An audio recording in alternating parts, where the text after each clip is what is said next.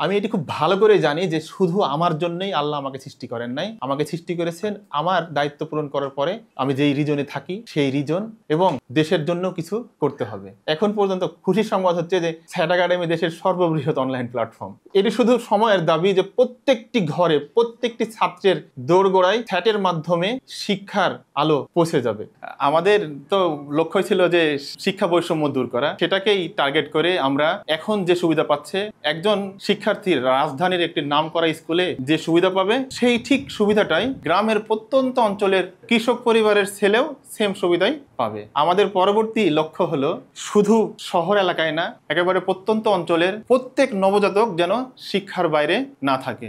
এবং আমরা 30 সালের মধ্যে যে লক্ষ্য নির্ধারণ করেছি প্রত্যেকটি জেলা শহরে একটি লার্নিং হাব ক্রিয়েট করা, যেখান থেকে আমরা নানা ধরনের গাইডলাইন বা ইনস্ট্রুমেন্ট এই টাইপের সবকিছু সরবরাহ করতে পারি। যেহেতু আমরা একই সাথে 4-5 ভাই বোন পড়াশোনা করেছি, এটা আমাদের বাবা মায়ের পক্ষে মেনটেন করা পসিবল ছিল না। আমি যখন ক্লাস 10-এ পড়তাম তখন থেকে আমি টিউশনি করাইতাম। টিউশনি করে আমাদের ফ্যামিলির অনেকটাই আমরা হাল ধরতে পেরেছি। আমাদের পরিবেশটা অনুকূল ছিল না, কারণ কিছু করতে গেলে আপনাকে তো অনুকূল পরিবেশে থাকলে আপনি কিছু করতে পারবেন না। আমরা ঠিক সেটাই ফলো করেছি যে আমাকে কিছু যদি করতে হয় তাহলে আমার পরিবেশ কি হতে হবে, প্রতিকূল হতে হবে। ছোটবেলা থেকে একটি দর্শন কাজ করতো, কিছু করতে গেলে পড়াশোনা করেই করতে হবে। আপনি যদি জিরো থেকে হিরো হতে চান তবে আপনাকে পড়াশোনা করতে হবে। স্টাডি স্টাডি অ্যান্ড স্টাডি, স্টাডির কোনো বিকল্প নাই। সেই জায়গা থেকেই আমাদের যে ফ্যামিলির প্রতিকূলতা বা অর্থ সংকট এটি আমাদেরকে গ্রাস করতে পারে নাই, কারণ আমাদের ভিতরে ছিল অদম্য ইচ্ছা। পড়াশোনা শেষ করার আগে যে চাকরিটা পেয়েছি এটি আসলে সোনার হরিণের মতো ছিল। চাকরি করতে করতে মনে হচ্ছিল যে একটি সময় পরে যে শুধু এটি আমার দায়িত্ব না, এর বাইরেও বড় কোনো দায়িত্ব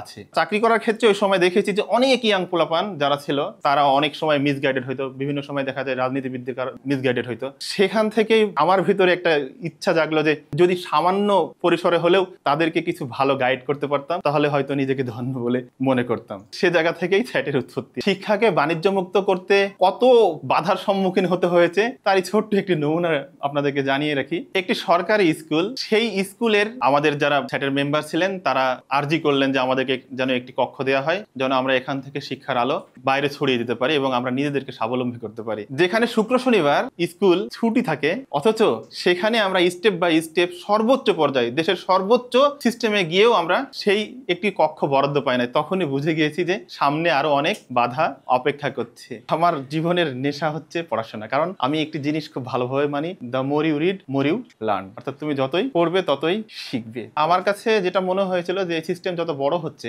এটার লজিস্টিক সাপোর্ট তত বেশি লাগছে। একটা সময় মনে হচ্ছে যে এটা যখন বড় হয়ে যাবে তখন এটার সার্ভার কাজ করবে না, ডেটাবেস ডিজাইনটা ঠিক মতো ভালো না। শুধু স্যাট একাডেমির জন্য না, দেশের স্বার্থে, দেশের তরুণদের স্বার্থেই আমাকে বিভিন্ন সময় বিভিন্ন ধরনের পড়াশোনা করতে হয়েছে। কখনো প্রোগ্রামিং নিয়ে পড়াশোনা করতে হয়েছে, কখনো ডেটাবেস, কখনো ডেটা স্ট্রাকচার, কখনো সার্ভার ম্যানেজমেন্ট। স্যাট একাডেমি ইতিমধ্যেই 3 বার বন্ধ করে দিতে বাধ্য হয়েছিলাম, 3 বারই আর্থিক কারণে। আর্থিক বা লজিস্টিক সাপোর্ট দেওয়া কোনোভাবে সম্ভব হচ্ছিল না, কারণ এর পিছনে অনেক অনেক অর্থ খরচ হয়। আপনি খুব ভালোভাবে জানেন যে বাংলাদেশে দুটি জিনিস নিয়ে সব থেকে বেশি বিজনেস হয়, একটি হচ্ছে শিক্ষা, একটি হচ্ছে চিকিৎসা। এবং এই শিক্ষাটা নিয়ে এত বেশি বাণিজ্য হয় যে এটি এখন বর্তমানে বাণিজ্যিক একটা পণ্যে রূপান্তর হয়ে গেছে। কোথাও পড়াশোনা হয় না, জাস্ট শুধু টাকা আর টাকা, টাকা আর টাকা। এই শিকল, যে অদৃশ্য একটি শিকল, এই শিকল থেকে শিক্ষাকে উন্মুক্ত করার জন্যই মূলত আমার ছোট্ট প্রয়াস। আমি আশা করি যে কোনোদিন না কোনোদিন বাংলাদেশের প্রেক্ষাপট থেকে এই শিকল আমরা চিরতরে ভেঙে ফেলতে সক্ষম হব। স্যাট একাডেমির এখন পর্যন্ত দুর্বলতা তা হলো মার্কেটিং। কারণ কি, অনেক সময় অনেকের কাছ থেকে দেখি বা ফেসবুকে অনেক সময় পোস্ট দেখি যে গুগল এই কন্টেন্টটা, গুগলকে সার্চ করলাম, গুগল এটা বললো। অ্যাকচুয়ালি তাদের জানাই নাই যে এই কন্টেন্টগুলো স্যাট একাডেমির কন্টেন্ট। গুগলে যখন কেউ সার্চ করে বাংলাদেশের প্রেক্ষাপটে 99% ক্ষেত্রে প্রথমেই স্যাট একাডেমি আসে। স্যাট একাডেমি অনেকে আবার হয়তো মনে করতে পারে শুধু মনে হয় গুগলে সার্চ করলেই আসে, এটা মনে হয় অন্যান্য কিছু নাই। আসলে কিন্তু স্যাট একাডেমি তো ফেসবুকের পেজ, ইউটিউবের তো চ্যানেল না শুধু। স্যাট একাডেমি একটি ওয়ান স্টপ, একটি স্বতন্ত্র লার্নিং প্ল্যাটফর্ম, এবং এটি দেশের সবথেকে বড় প্ল্যাটফর্ম, যেখানে আছে 2 মিলিয়নের বেশি কি প্রশ্ন, অর্থাৎ 20 লক্ষাধিক শুধু প্রশ্নই আছে, এবং কন্টেন্ট বা সাবজেক্ট বিষয়ক কন্টেন্ট আছে এর মধ্যে 1 লক্ষেরও বেশি।